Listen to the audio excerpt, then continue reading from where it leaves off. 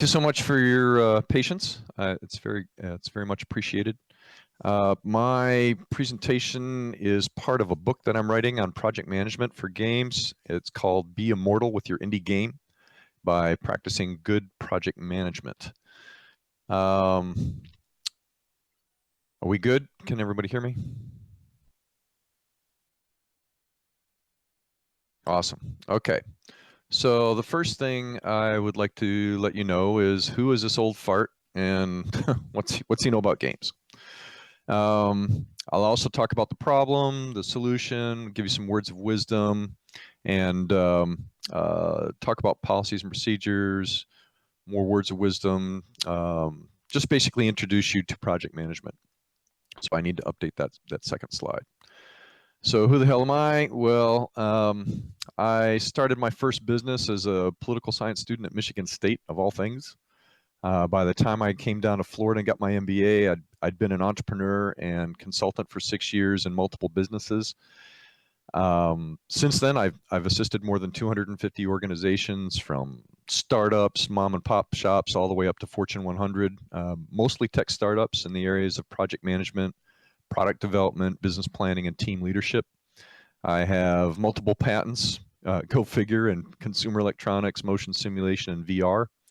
And I became involved in game development while doing my simulation company for 11 years, where I was involved in the entertainment simulation side of things. So building arcades and arcade systems and motion simulator arcade systems. And I had developed a couple games, as well as had relationships with Hasbro Interactive and Infogrames.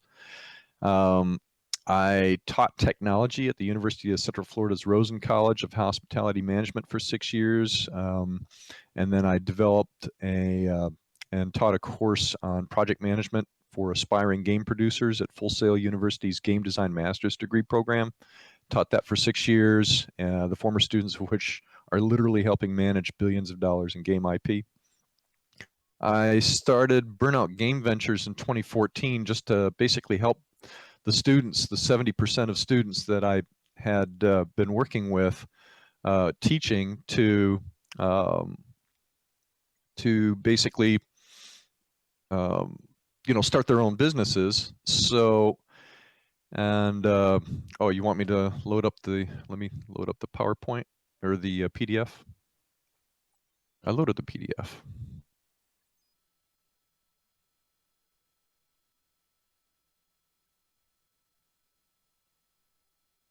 Let me create a link for the PDF for you.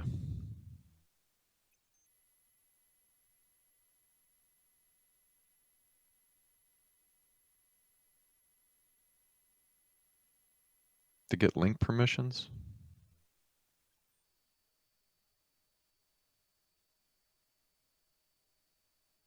Try this here. Hopefully this will help. This is a PDF file.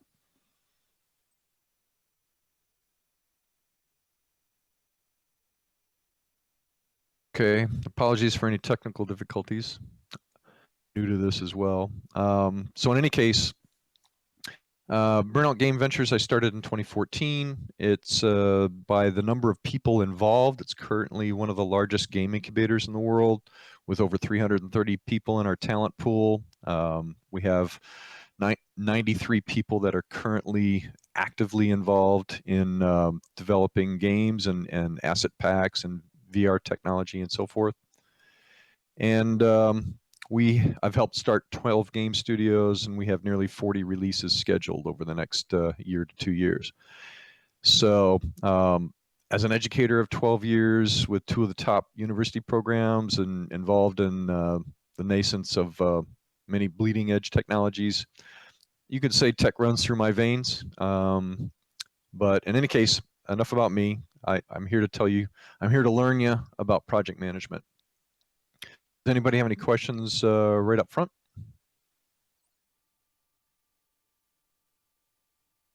I'm in the Power Up main stage. Thanks. Okay. All right. Cool. So I'm assuming that everybody has access to the PDF or the PowerPoint. I appreciate you coming along. Let's see. All right. So What's the problem? Well, the problem is that um, I found that indie game developers typically have a 95% failure rate to break even, and this is documented. And I'd be more than happy to provide the links to all the information that I'm providing. So that's no fun, right? And so what we're basically doing here is we're saying, all right, well, why are they not making money? Well, the primary reason is that they're typically making games they want to sell, which aren't necessarily games people want to buy. And they basically don't plan, so their scope, schedule, marketing, all that stuff goes out the window. Um,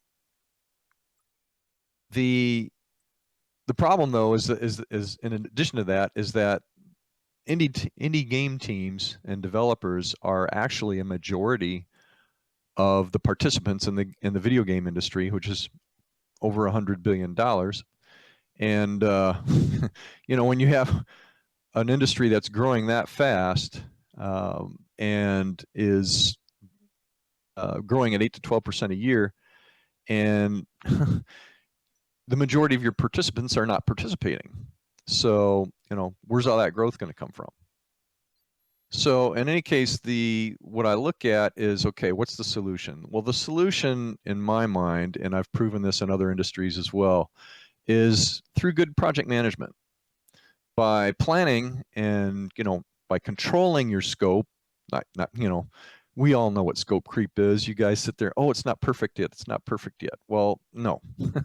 Good is, perfect is the enemy of good. And it's better to just get good out there and generate feedback and work with your customers and your stakeholders and generating cash flow that you can use to help upgrade your game than it is to wait till it's perfect. Because meantime, everybody else is running by you, as well as, time's wearing. And if you are doing this in your spare time, people are going to lose interest and so forth, and it's no fun.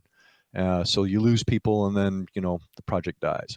So scheduling, it shouldn't take more than 6 months to develop a game, honestly. If it's a big scope, then add more people on it. As far as cost is concerned, bootstrapping is fine. It doesn't really cost that much because your time is free. And then as far as quality is concerned, again, that goes back to being either perfect or good. And then, of course, with regard to your team and your communications and handling risk and how it all integrates together, these are all things that are part of project management, which I'll explain.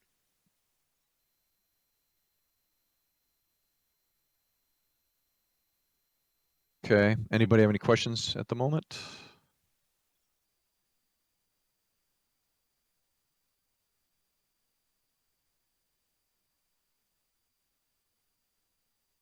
Some of these questions, like games I've worked on, all that, you can look me up on LinkedIn, and there's a list of games there as well as other sources. So I'll just continue on the project. So on the presentation. So words of wisdom.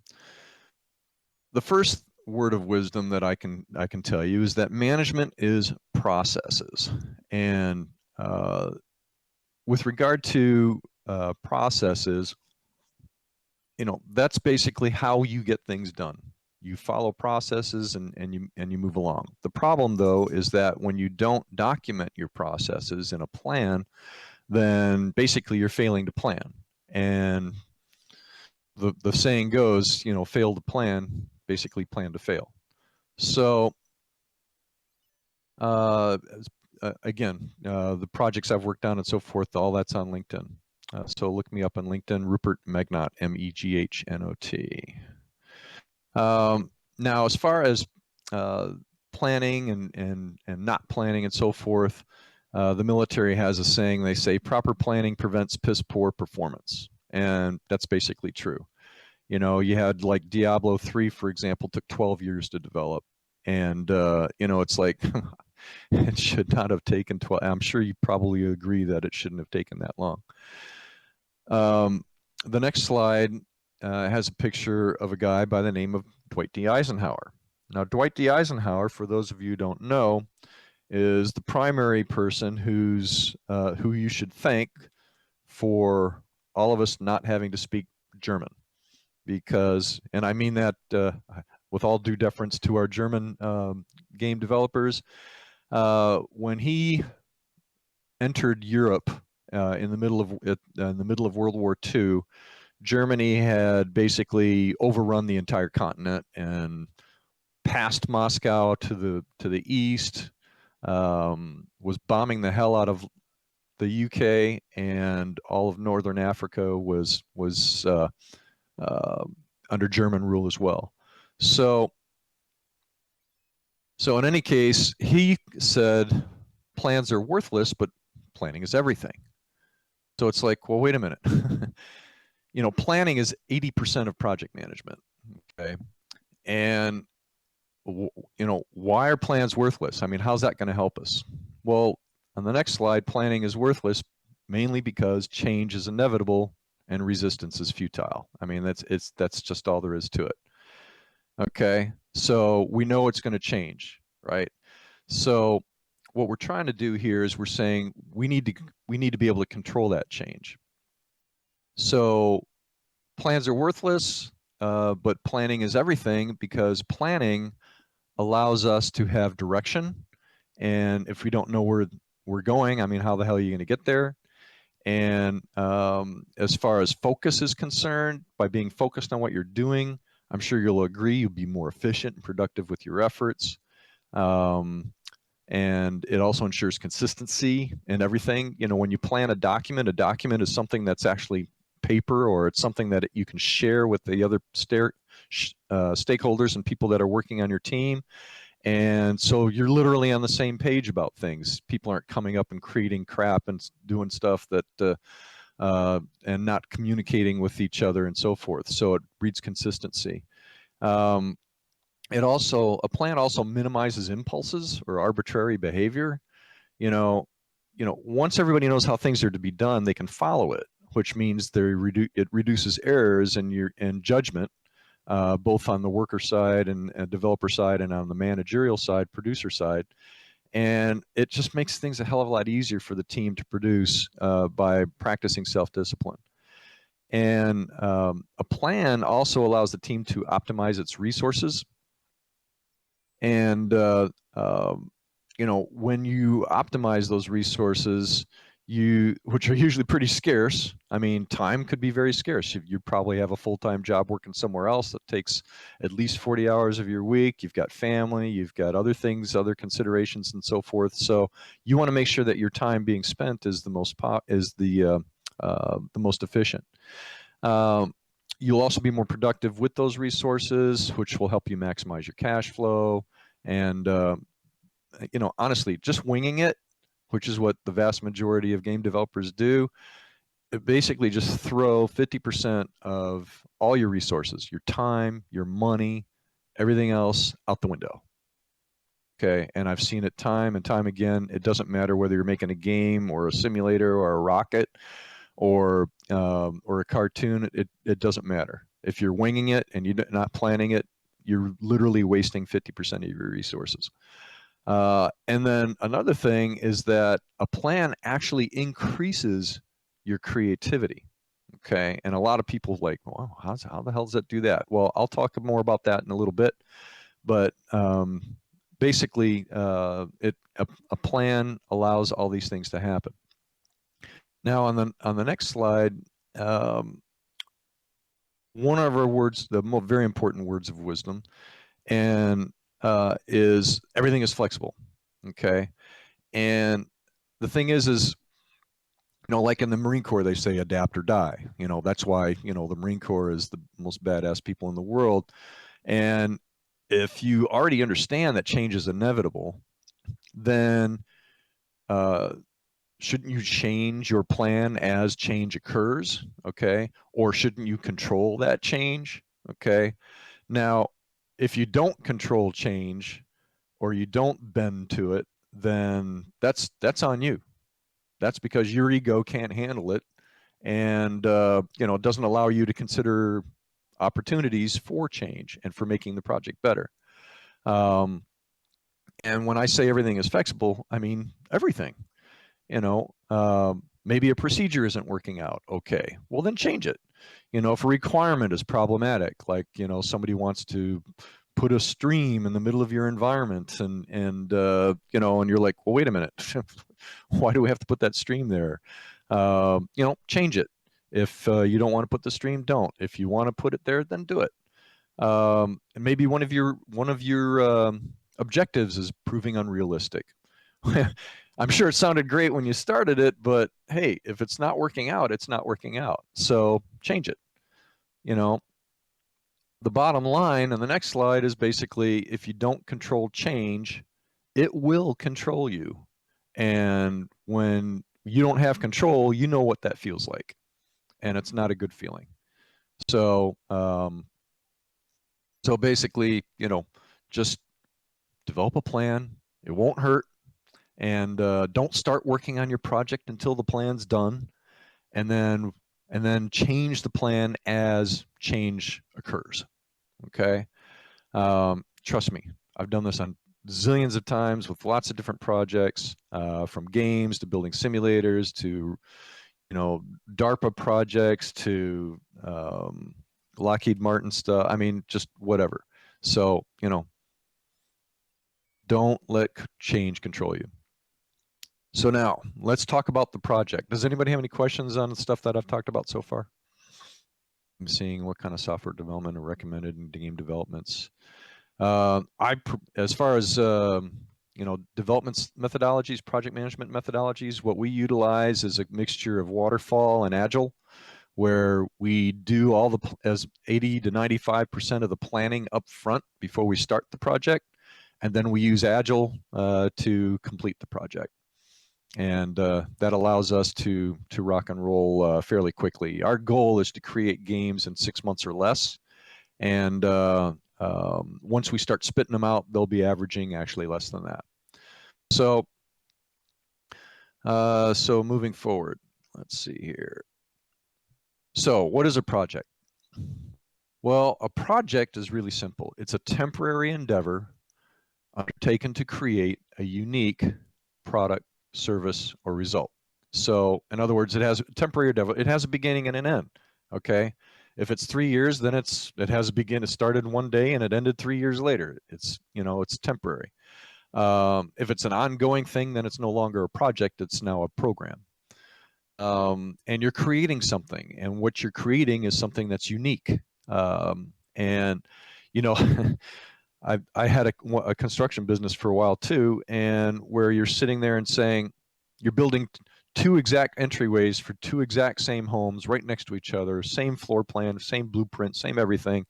And one door went up in 4 hours and the other one took 2 days. And why? Well, all kinds of shit happens and things change, and it's like, well, you got to deal with that change. And then a product, service, or result, that is just the simple definition of a deliverable. So let me see here.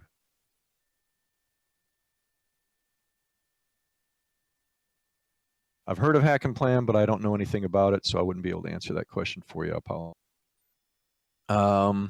Okay, so moving on. So a project is a temporary endeavor undertaken to create a unique product, service, or result. So the first thing that you have to understand about a project, though, is what causes it. I mean, why do you have a project? Why are you talking about setting aside your time? Why are you talking about,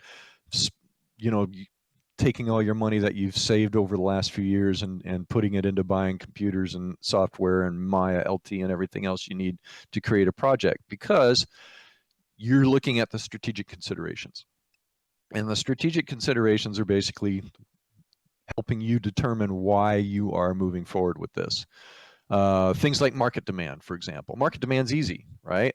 That is, if you build it, they will come. But you got to understand something, though, that it's a market demand, which means there's got to be a market for it, right? Now, when they build when they develop Final Fantasy 15, why are they doing it? Well, because people want it, all right? Because they know about it. If you're an indie developer, they don't know about you. So there's no market demand looking at it from that point of view.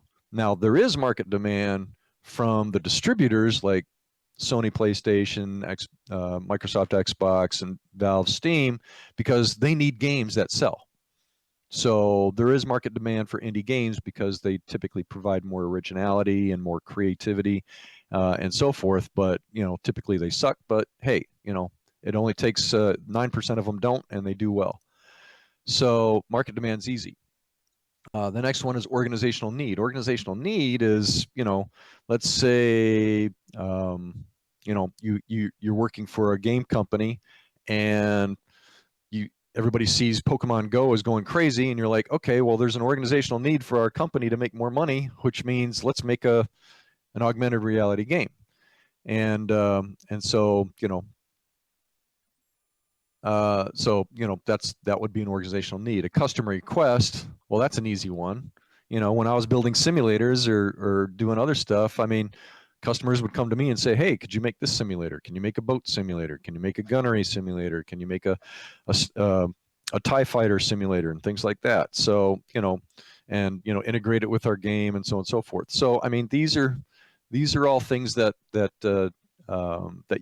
help spur the creation of a project. Technological advance.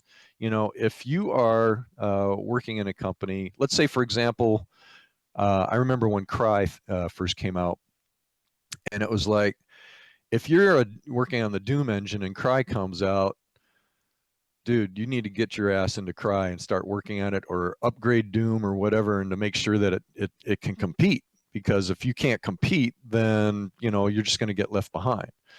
So that's a technological advance that basically says, okay, if I need to be able to compete with other people because I like to stay in business. I like to make money, and I'm speaking as a developer.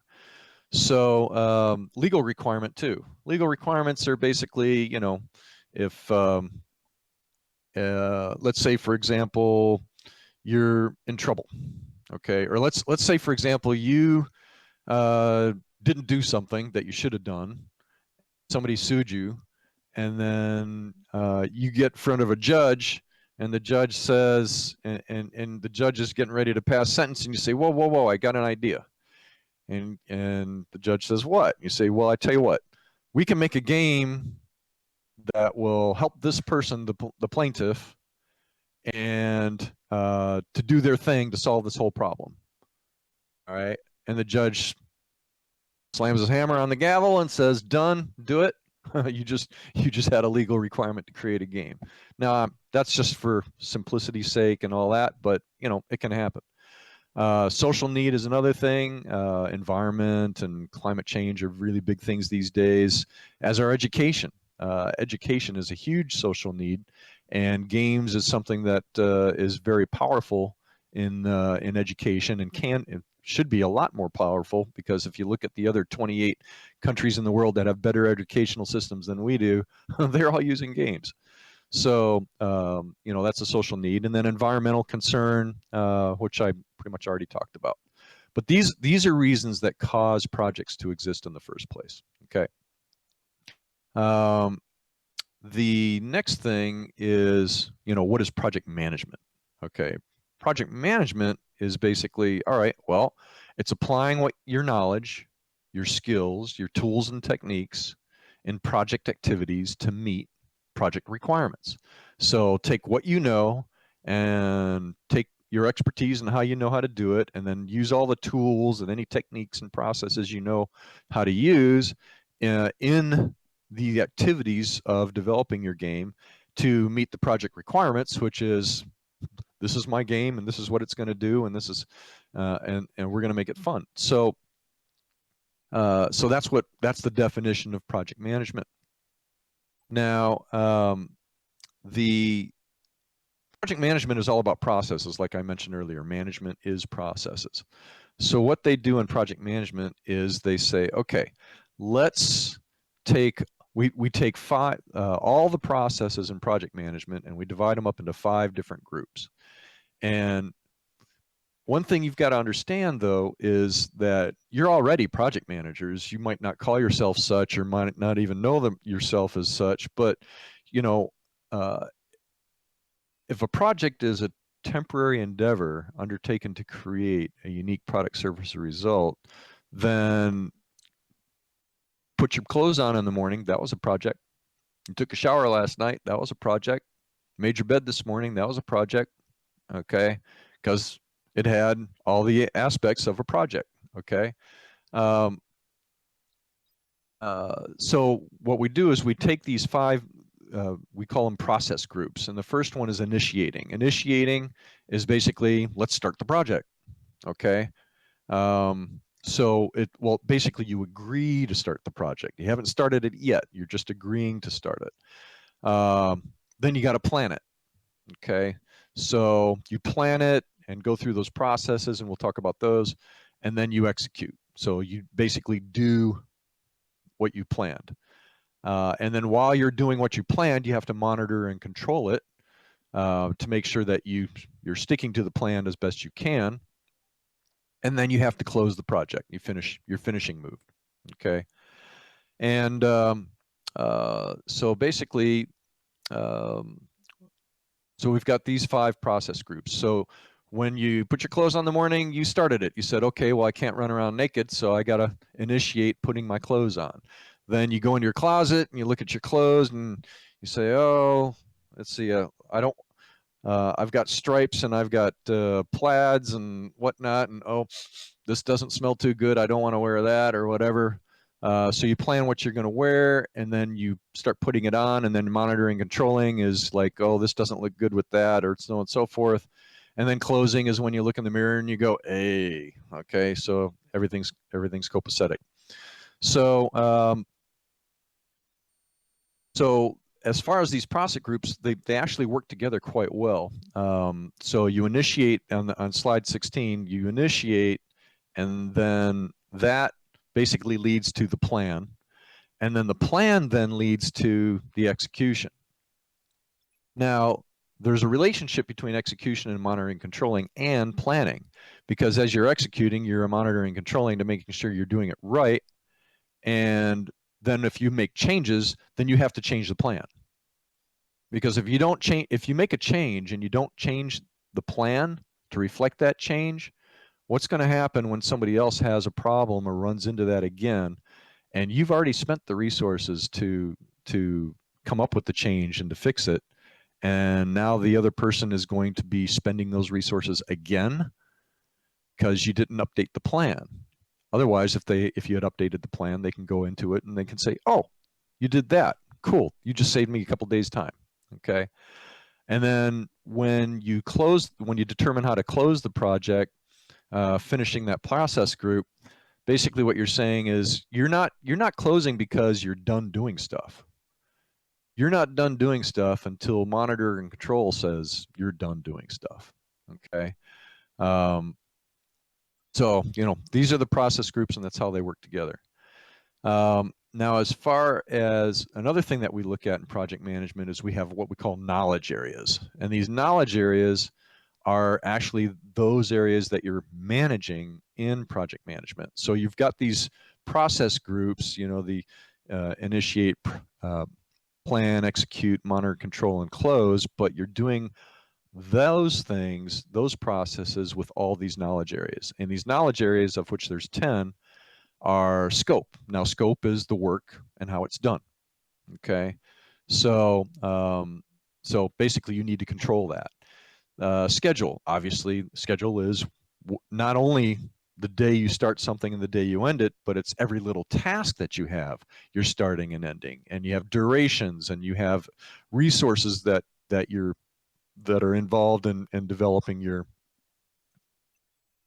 project and so forth. These are all part of schedule. You have cost. My LT, I've got to spend $30 a month for a license so I can, and utilize it. Fortunately, substance is free. Hey, I can use substance. But, you have other costs. Quality is real tricky. And I'll talk about that in a minute. But basically, it's how well you execute your requirements that meet, you know, what you document them to be. So, you know, if you're creating a limbo, then, you know, the quality is how well does the character move in the environment vis-a-vis what we planned in our document. Human resources. Guys, if you don't control yourselves, I mean, what the hell's going on, right? So you've got your team, and you've got and you need to manage your team. A lot of that deals with communications, which is another knowledge area, and how you communicate with one another. And then, of course, you have risks. You know, this is change. Change is inevitable. You know, resistance is futile. So you need to be able to control risk. And the key aspect of controlling risk is, just like you have negative risks like threats, you also have positive risks called opportunities. And if you're only focusing on the negative stuff and ignoring the opportunities, then your game is not going to be as good as you want it to be. It's just not going to happen. Okay. So, and then we have procurement. Procurement is basically, you know, you have costs. Well, costs for what? Well, then you got to procure those things. You got to get them. And then integration is how everything all fits together.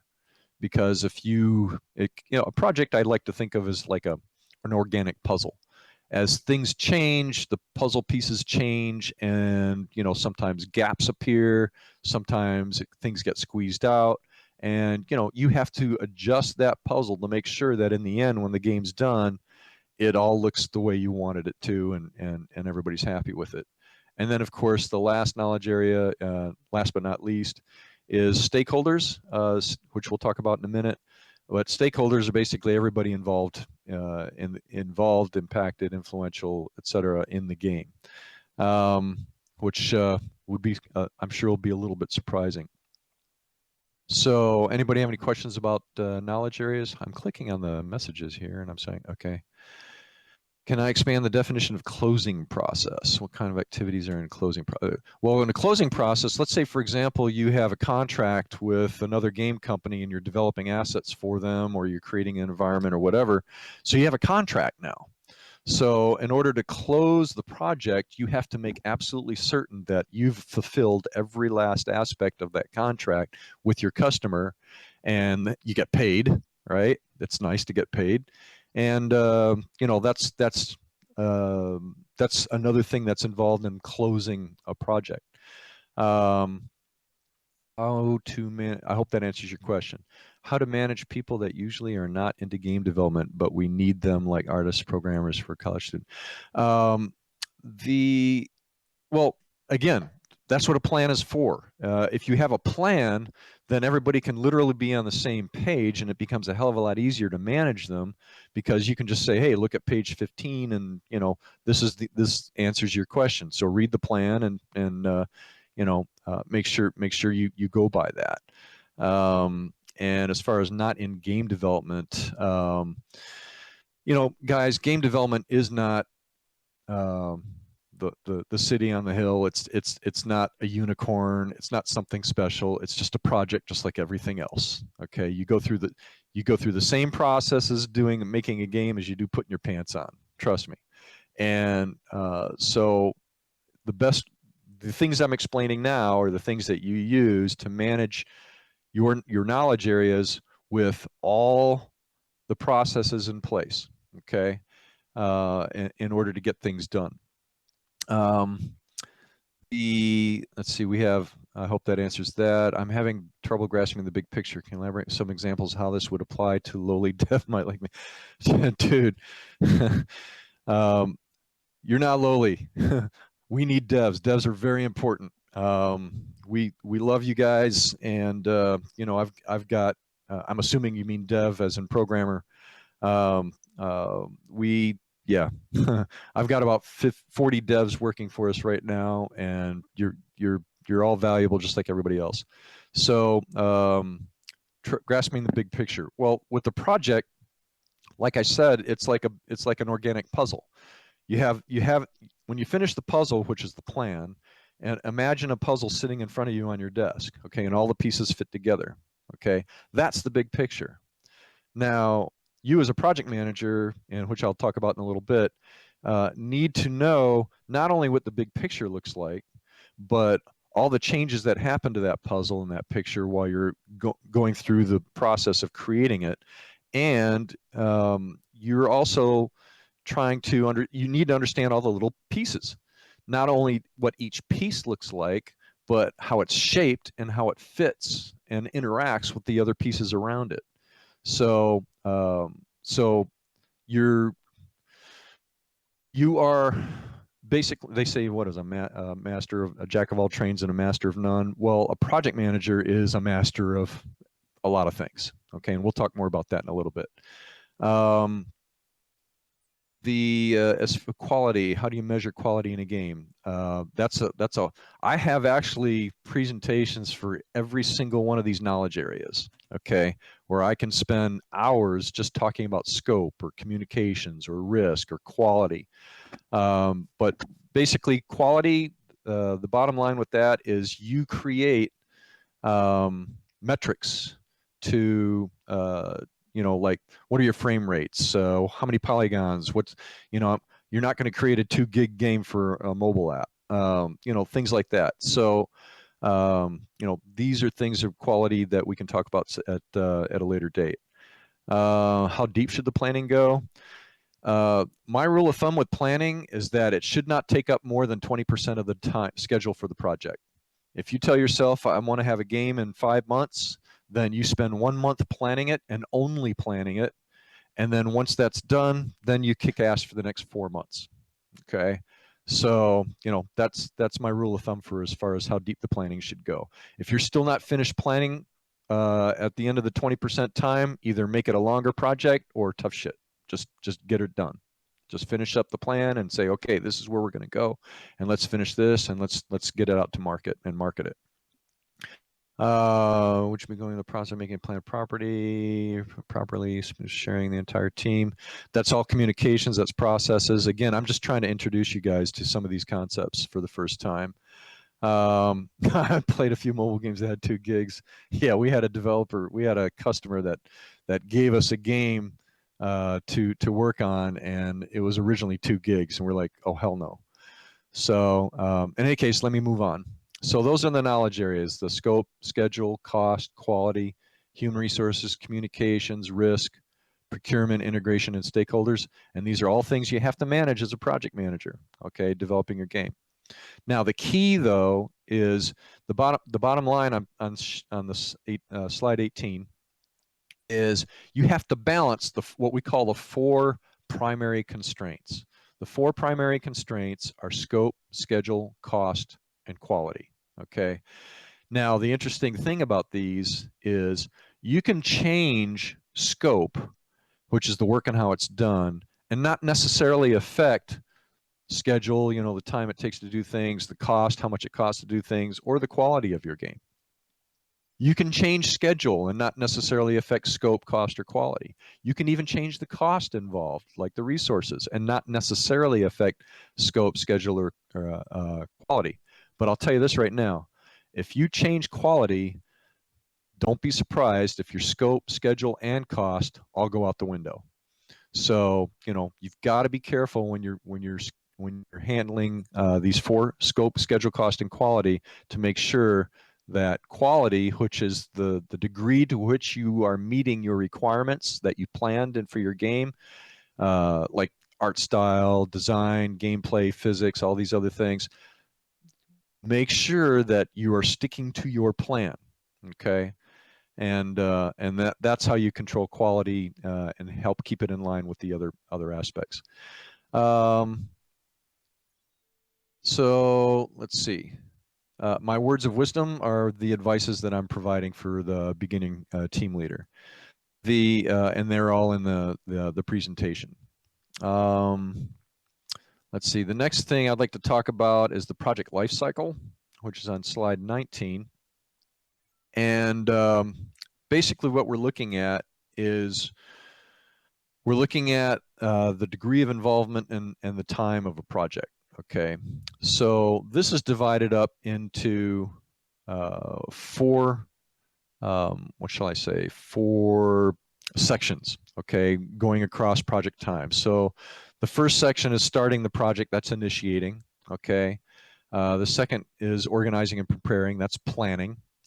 Then the third is carrying out the work, so you're executing and you're monitoring and controlling. And then the fourth is closing the project.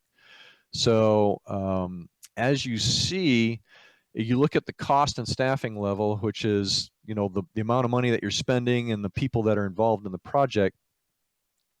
And you'll see it starts out very low when you're starting the project, and it starts moving up as you get more people involved in planning the project. But then when you start doing the work, 80% of all the money and all the people involved in your project are developing the game, okay, after the plan's been done.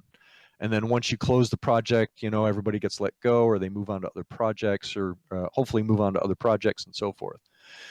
The other thing is that we look at, that was the orange line. The red line is what we call stakeholder influence, risk, and uncertainty.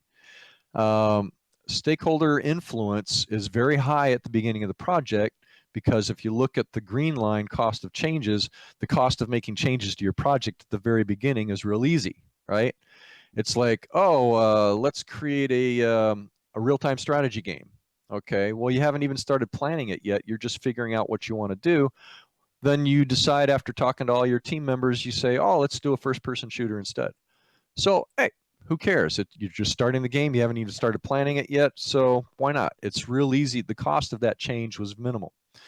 Now, when you get into starting to plan the project, right, now the cost of that change starts going up, because, well, you've gone through all the documentation and how everything integrates together, and you got the scope and all the tasks and the scheduling and all that. So if you want to make that change, then, well, it becomes pretty difficult to do. Once the plan's done and you start carrying out the work and executing the plan and controlling and monitoring the work as it's being done, yeah, good luck trying to change your game in the middle of that. And, you know, we all know of a couple a couple games. I think Halo started out as an RTS and then became a first-person shooter almost after the development had started. Don't quote me on that, but that's my understanding. And then, of course, closing the project. Well, you can't change a game when you're closing the project at that point in time. And one word of advice is, if you are going to be doing outsourced work for clients, and, you know, to make games for them or create assets for them, I have a clause in my contract that says no changes after beta. That's all there is to it. Once you have beta and they sign off on it, no changes. Okay. You know, because if they want changes at that point, then they either need to give you more money, write you a check for more money, and or you know, add another month or two to your project. And if they're not willing to do it, tell them to go to hell. Okay. So just stick with what you got, and then, you know, you can move forward from there. So those are that's the project life cycle. Questions about the project life cycle?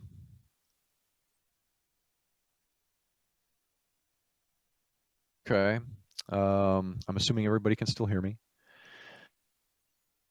Okay, cool. So the next thing is enterprise environmental factors, slide 20. We call these EEFs, you know, like the knights who say EEF, right? For those of you Monty Python fans. So in any case, what's an EEF?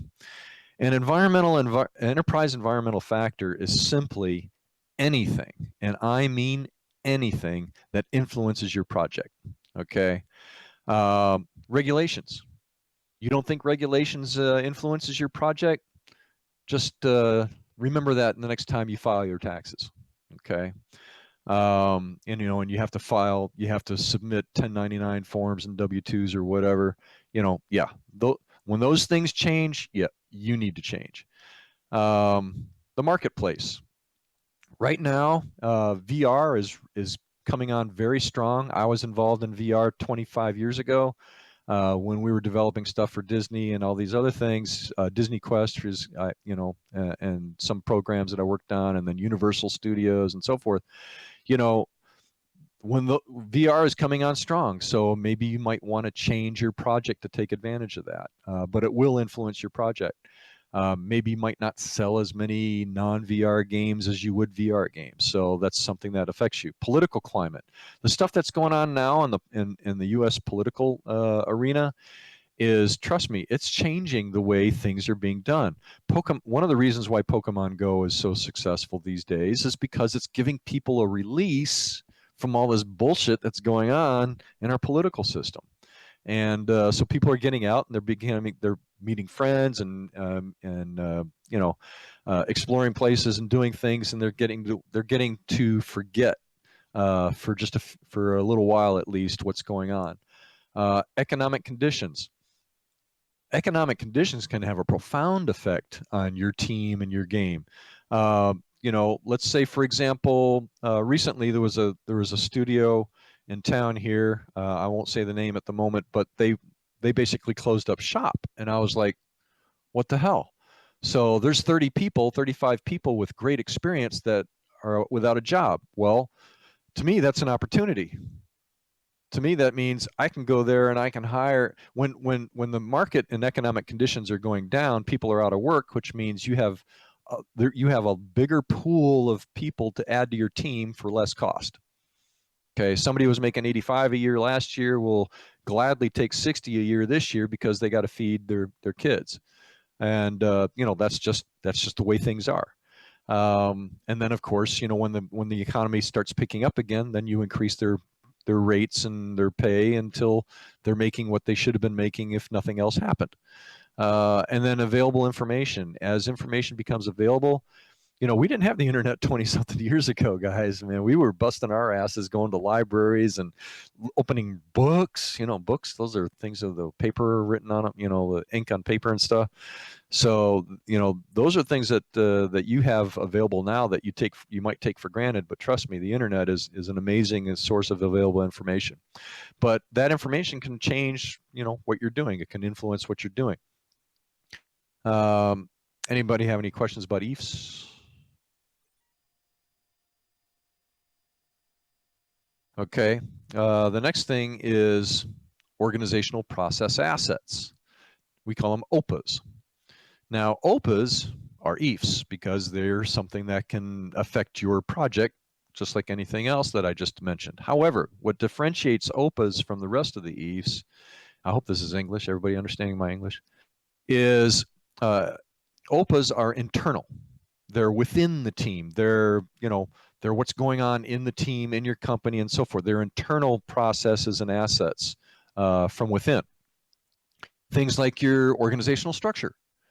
You got companies like EA that have what we call a strong organizational, or actually I would consider it a weak organizational structure, but they're moving towards the strong, where it's all top down, and you've got managers and they're overseeing other managers, and you're overseeing these people and so forth, and you have a very strict level of communications and all that.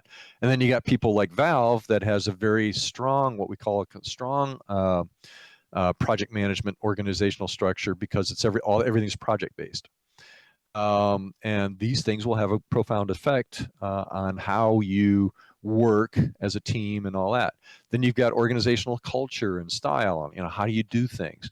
Do you show up at 10? Do you show up at 10 o'clock and work till 10 o'clock at night, or do you have everybody show up at 8 and work till 3? I mean, what's your work ethic like? Do you guys just not give a shit and just, I'll put in 5 hours today and 3 hours tomorrow and all that? Well, if it works, it works. I got nothing against that. All I'm saying is that that's part of your structure and your style, which is part of which is an OPA, or an organizational process asset, for how you do things. As long as everybody knows this and it's documented, then it makes it easier for everybody to be to not having hiccups and to being more efficient and productive with those things. Policies and procedures I'm going to talk about in a minute. And then your corporate knowledge base. Corporate knowledge base starts with your team. I mean, what have they done? What's their experience? What do they know about developing games and gameplay and design and JavaScript and Unity and Unreal and so on and so forth. And then, of course, number one is expert judgment. Okay. Expert judgment, and we'll go on to the next slide, is basically asking questions, right? And it's basically asking, the two most important questions are, have we done this before? And what have we got? Okay. So you need, every time you start a project and even a task, which is like a mini project, every time you start any one of these things, you must ask yourself these two questions. Have we done this before? And or, you know, have you done this before? Have you worked on this type of a thing? Hey, um, have you created, have you increased the polygon count for this type of a model? Or how do you use Substance or whatever? These are questions you need to ask, okay? And then, and to generate what you've got so that you can basically sit there and be a lot more efficient with your time. Otherwise, you're making an assumption. And when you're assuming, we all know what that means. You make an ass out of you and me.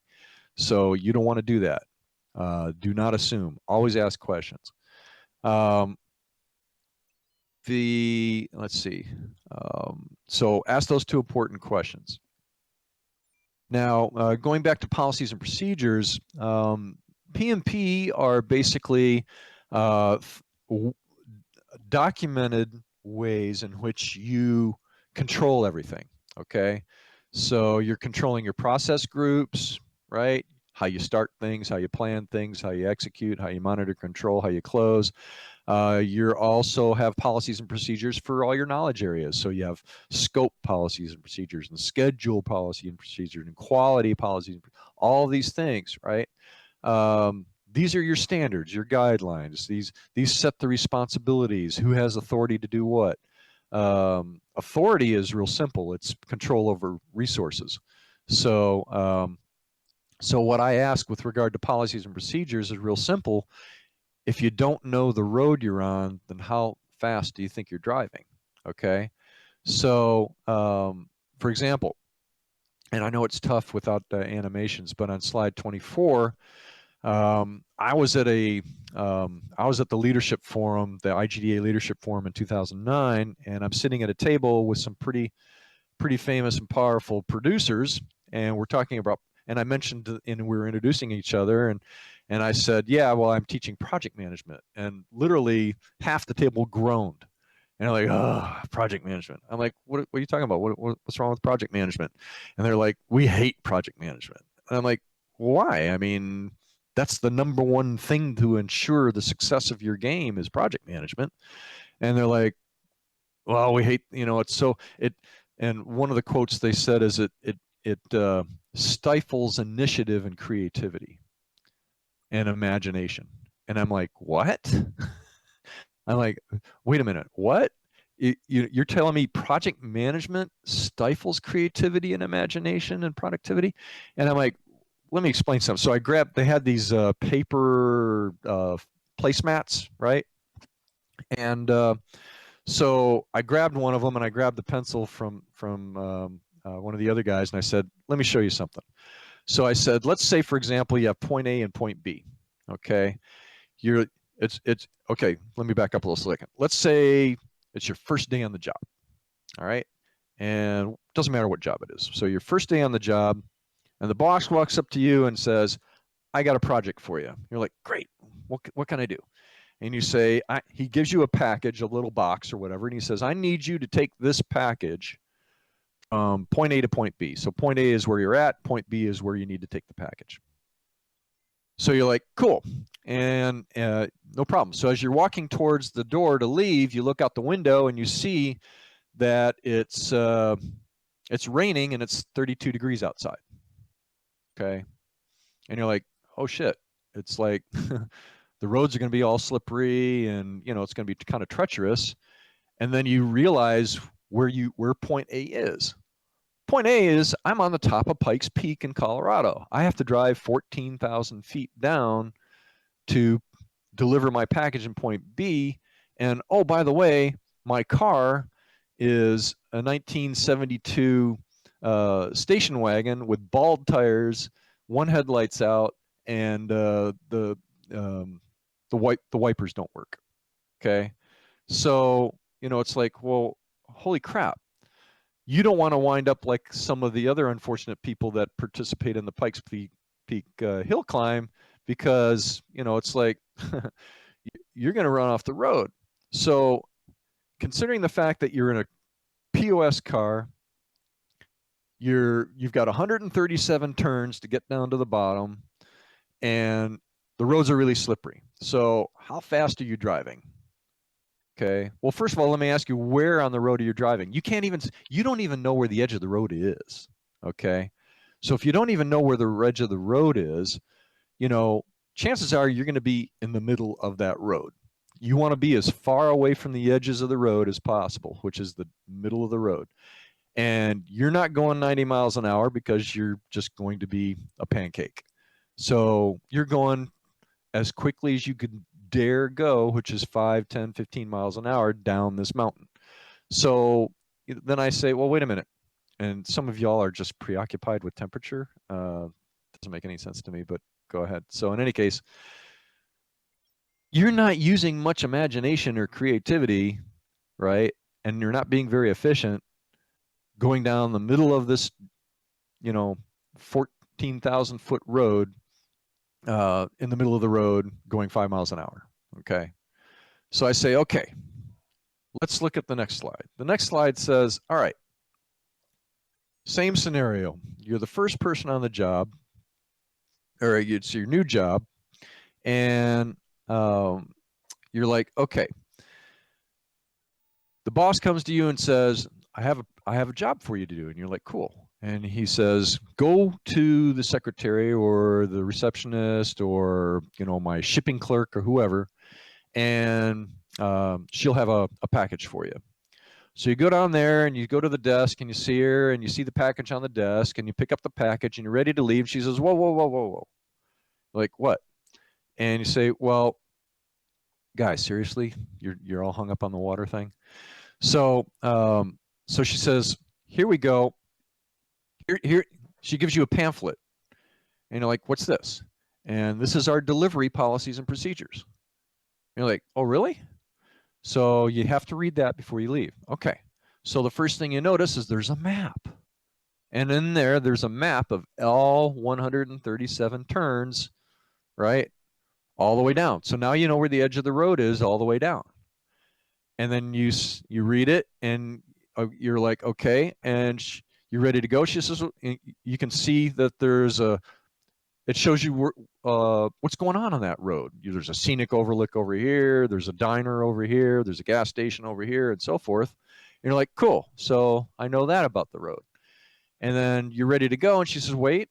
She looks out the window. She checks the radar on her weather app. It's going to be a beautiful day. And you're like, well, can I go now? And she says, well, not yet.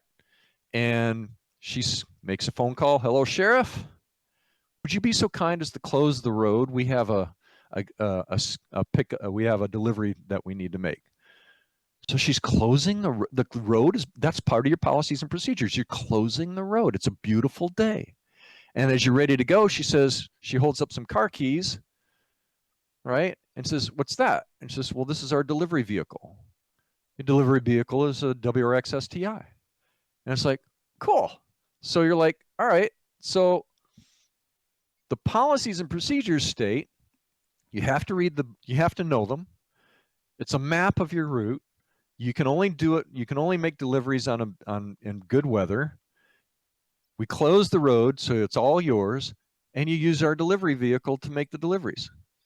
So you get on the road and you're like, the road's closed, but it's all yours. It's your road. So you're cutting apexes, you're drifting here, you're going there, and you go down and you're like, I'm a little hungry. So you go to the diner and you have a bite to eat. And then you're like, oh, wait a minute. That scenic overlook up there was really cool. So you have time because it's in part of the plan. And so you say, okay, let me go to check out that scenic overlook over there. So you drive back up there and you take some pictures and whatnot. And then you get back in the car and you notice that you need some fuel. So, and you got a company credit card, so you go down to the gas station, right? So how much creativity and imagination are you using now, right? And not only that, but if you've got the whole road, you're not going down the middle of the road. You're using every apex, you're using all the road. So you're going a hell of a lot faster than you were before, and you're enjoying it, and you're really getting there the way you need to. So that's how policies and procedures enhance creativity and initiative. Okay. So let's see, got 16 minutes left. Still got a little bit to cover. So expert judgment, we were talking about that earlier. As an OPA, an organizational process assets. This is the number one tool, for project management. All right. Basically, it's opening your mouth and asking a damn question. Okay. Do not assume. Do not assume that the frame rate that you're making this this game for is what your customers want. Ask them. Do not assume that this art style is going to fit within that designed in your art and your game design doc. Ask, check, right? And expert judgment can come from anybody, can come from any group, any person, any individual. Ask your stakeholders. We'll talk about that in a second. Subject matter experts, consultants, your technical associations, industry groups, other departments, anybody. There might be other people in your organization that aren't on your team that have worked on games similar to the ones that you're doing, and they might know. So ask questions, find out, and just ask. Okay, that's your number one thing. And the bottom line for all this is asking questions means you get to save time and money. Because if you assume that you're going to spend all that time and money making the same mistakes, okay? So just like Jack Sparrow, Captain Jack Sparrow does in the Pirates of the Caribbean, he uses other people's work, right? And he learns from other people's mistakes, so he doesn't repeat those mistakes. And like I'm always saying, the best project managers are the best plagiarizers. Because think about this, people. If you're developing a project and early on in the project, a problem happens, regardless of what it is, and it takes time for several people on your team to spend 4 or 5 man hours each to figure out analyze the problem, what is it, what's the bug, what's the bug, and how do we fix it and replicate it and all that. And then you fix the problem, and then you document the problem in your bug log and how you fixed it. And then now when the problem happens again to somebody else on the team later on, all they have to do is go to the documentation and see the bug. Oh, somebody else fixed it, and this is how they fixed it, so I'll fix it the same exact way. You just saved the company several $1,000s because you asked questions like, have we done this before and what have we got? Okay. Now, I'd like to, yes, Ray, you're doing great. Thank you so much. So moving on. Now, stakeholders. Stakeholders are extremely important, right? And stakeholders are those I consider to be what I call the 4 I's. The I's of being involved, interested, influential, or impacted. In other words, obviously the guys on your team, the people on your team, they're the most involved. They're obviously stakeholders, okay? Your project manager, your customer, and so on and so forth, these are all involved. They're stakeholders. They're obvious, but there's other non-obvious ones. What about those who are interested, okay? Interested are your customers, okay? Maybe not your paying customers, but those are going to eventually buy your game, ultimately being paying customers. But they're interested. Maybe they're interested in your target market when you're developing the game. You have a target market in mind. Hopefully, you have a good avatar in mind as to who your target market individual is, your buyer, your game player is. So they're interested. So these are people, and people can be interested not just in the ultimate product or service result, your deliverable, but they could be interested in the project itself, okay? And then influential as well, and the project itself. I'm sure you guys may have heard of the EA Spouses Society. And back in the day, what happened was EA was getting a bad reputation because, well, for example, this one woman wrote the president of EA and said, "I haven't seen my husband in 3 weeks, and we live 2 blocks away from EA, his office." And we're basically going to hijack these guys, our spouses, and say, "Look, you know, he's not coming to work because until you've rectified the situation." So they basically became influential over not only the product itself and the deliverable of the game, but also the other stakeholders making the game. And then you've got influential. They can be influential either positively or negatively influenced by the outcome. Obviously, your competitors are negatively influenced by the outcome of how well your game does. And then impactful, okay? And they can either impact the project or they can be impacted by the project. These are all, these are the 4 I's that are involved into helping you to understand who your stakeholders really are. Now, the ultimate goal, though, the ultimate purpose of a stakeholder is to determine what your requirements are, okay? And every stakeholder has what we call NWEs. Every stakeholder, your designer, your programmer, your artist, your level editor, your level designer, all these environmental artists, all these individuals, their spouses or their partners or their boyfriends, girlfriends, whatever, they all have needs, they have wants, and they have expectations about the project that you're working on. How many hours you're going to work, how much money you're going to make or not make, what's your equity in the situation, what tools you're going to be able to use, all that stuff. Who's going to provide those tools and so forth. All these things are needs, wants, and expectations. So let me go through the process of determining these NWEs because it's extremely important that you understand this for planning your project. So the first thing you do is once you've identified all your stakeholders, you just ask each one of them to give you all their needs, wants, and expectations about the project. Oh, I want to use Maya because that's what I'm used to. I want to. I don't want it to take longer than 6 months because I have another contract starting in 6 months. Whatever. These are all needs, wants, and expectations. I want good communications from my team. I want to be respected for the work that I do. I want, whatever. Just list them. That's it. Just list them. Focus on doing nothing but just gathering all these NWEs and just list them. Okay. That's it. Just focus on that and list them. Once you have all these, and there's probably going to be 100 or so of them, what you do now is you say, okay, now I'm going to prioritize these NWEs. Okay.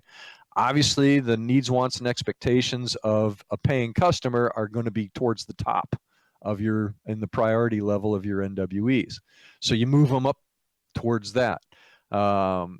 People who are less influential, less impactful, less interested, and so forth, those NWEs are going to go towards the bottom of your list of priorities. Okay, excuse me.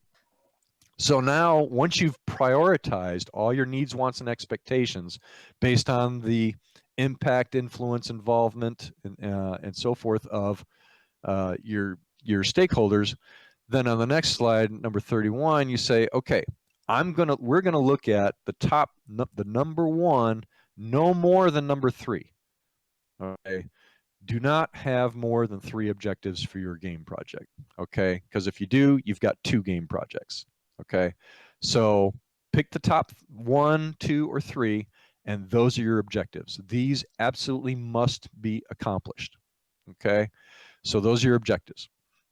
Now, the next thing you do is you go down to the opposite side and you say, go to the opposite side and you say, all right, we know how much time we have. We look at the constraints, right? The 4 primary constraints are scope, the work and how it's done, the time we have involved, the money we have, and the quality level we expect to have, okay, that we're shooting for. And then you look at those things and you say, well, we need to draw a line after whatever NWE that we just can't do it, okay? That everything below that line are NWEs that we just cannot accomplish. we don't have the time for it. We don't, it's outside of our quality, it's outside of scope or whatever. So we draw that line, and those are exclusions. Those are the NWEs that you're just not going to be able to deal with. Now, the beauty of this is that you can go to those stakeholders that own those exclusions and you say, look, we've given all your NWEs serious consideration, and it's, I'm not saying that all of theirs are exclusions, maybe just 2 or 3 are, and the rest are objectives or so forth. So, but you can show them and say, look, it's not part of the project, but keep that in mind, and maybe we can do it for the next project. So now they're going to feel better about themselves that you actually took the time and consideration, the professional time and consideration, to actually consider and evaluate their NWEs and determine that they're not going to be part of this project. So they now have hope that in future projects, their NWEs will be higher on the ladder. Now, so you've got objectives at the top and exclusions at the bottom. What you do now is the rest are your requirements. And requirements are real simple. They're what must be done in order, the doing of which automatically means your objectives are completed. In other words, you're not actively pursuing your objectives, you're doing the requirements, and by finishing up in a meeting all your requirements, your objectives are automatically met. That's how your plan should be. Okay. Now, so your requirements are basically what your art style, what's the gameplay, what kind of physics you're using, what engine you're using, what's your target market, what type of people are going to be playing your game. All these things are requirements, and when you achieve those requirements, then your game's done, your objectives are met, and everything's hunky-dory. Anybody have any questions about that real quick? I got a couple minutes left.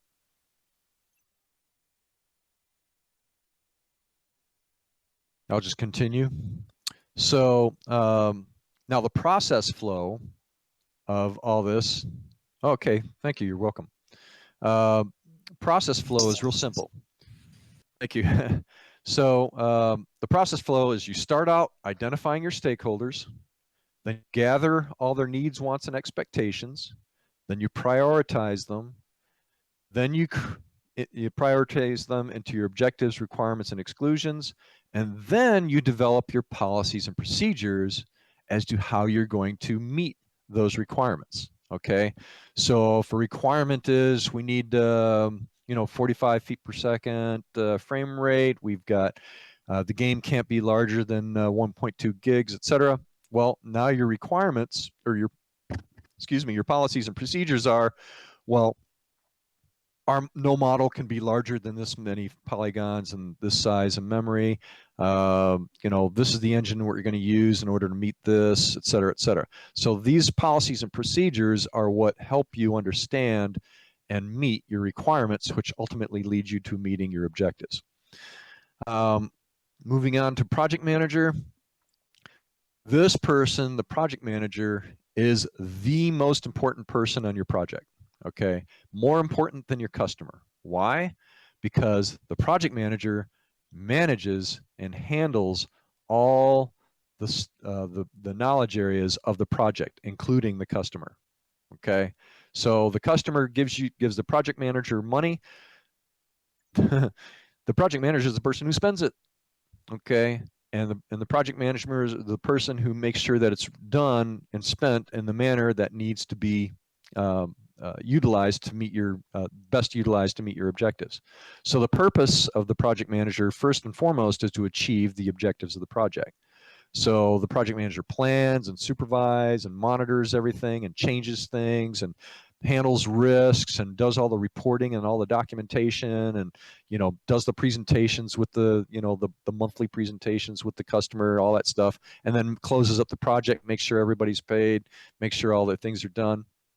Basically, you're getting her done on time and on budget. Okay. Also, for characteristics for project manager, obviously you got to be professional, so lead by example. I'm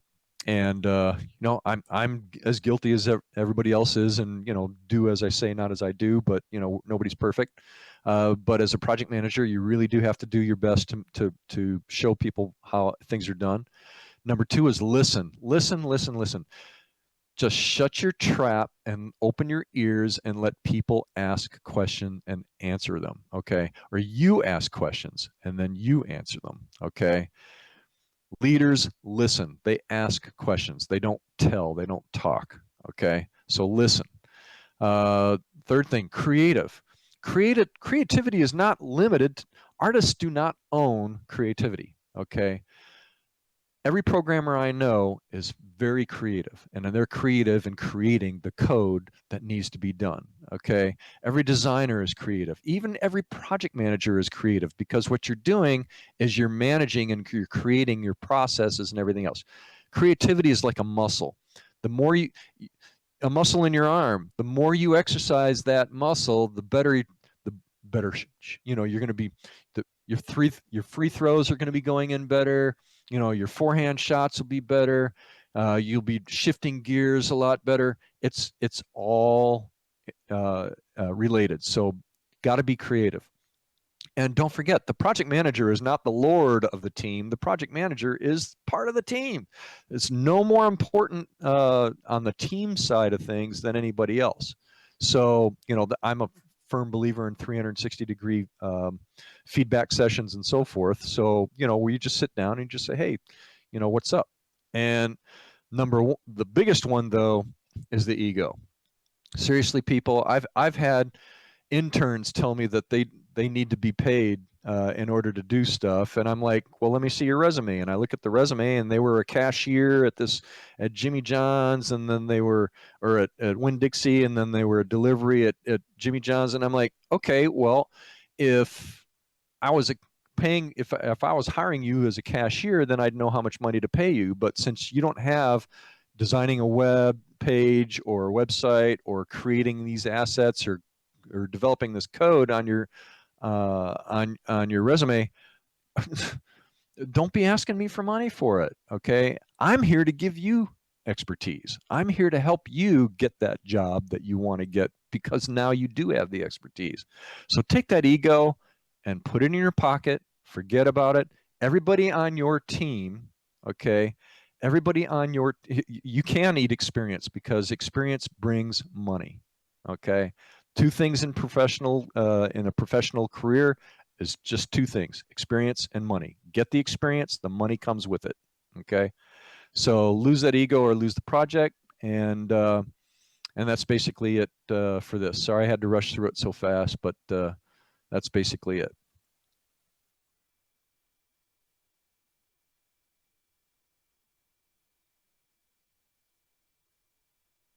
Well, you should have planned better on your internship.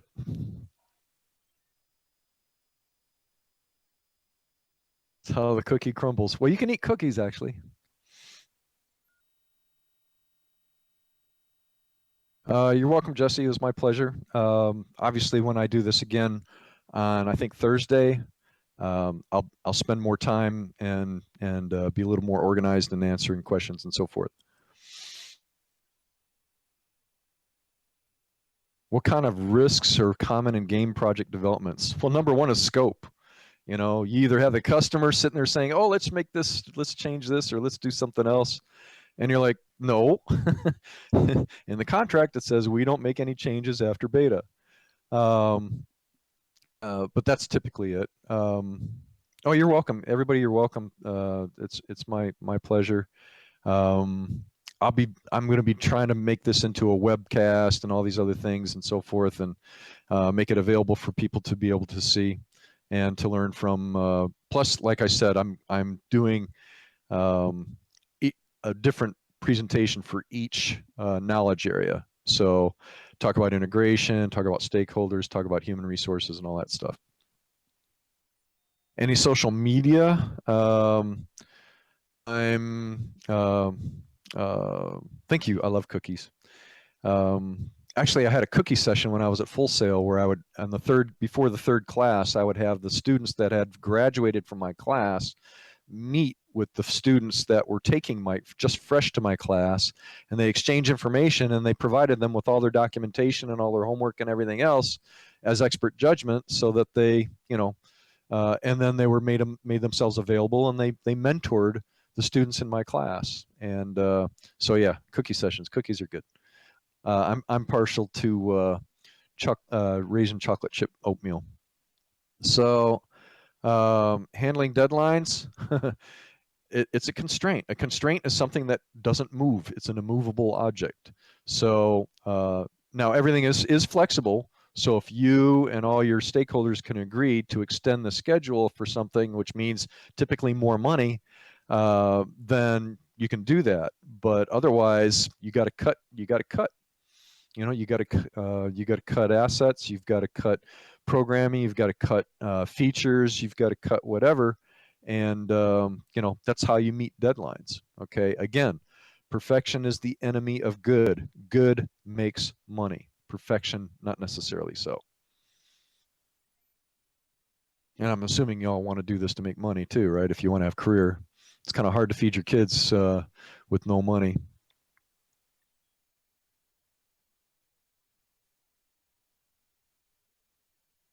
Okay. It was fun listening. Oh, you're welcome. My pleasure. And again, sorry, you feed your kids money. Actually, I convert that money. I don't have kids, first of all. I have cats. I have 3 cats, and they're all sitting here, sleeping around me here. But yeah, I convert that money um, into food for my cats. Oh, thank you.